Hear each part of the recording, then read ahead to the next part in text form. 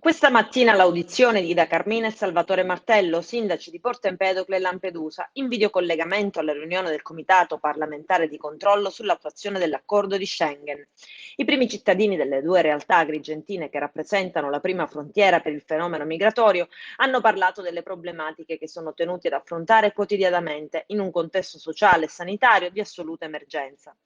La nostra popolazione, afferma il sindaco Ida Carmina, è stata sempre accogliente, ma adesso con l'emergenza Covid il problema diventa più grande.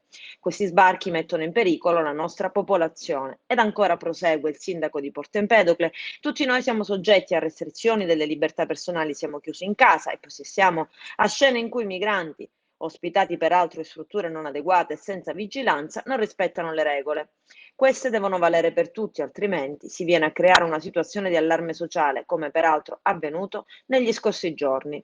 Ho anche protestato con la prefettura, afferma il sindaco da Carmina. Alcuni migranti erano usciti tranquillamente, uno di loro ha perfino rubato un'auto a un nostro concittadino, provocando anche un incidente.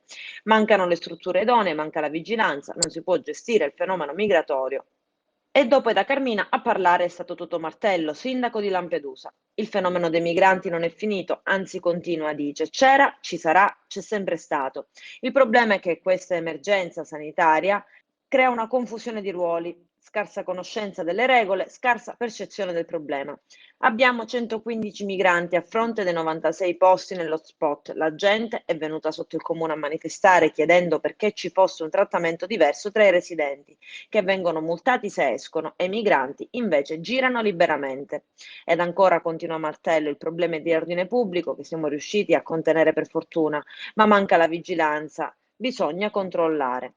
Ho avuto rassicurazioni che la prossima settimana sarà collocata una nave di fronte a Lampedusa per far effettuare la quarantena a chi sbarca. Non si riesce a capire il disagio che noi sindaci proviamo e il turismo, conclude, a Lampedusa non ripartirà. Questa è la verità. Le imprese sono fallite.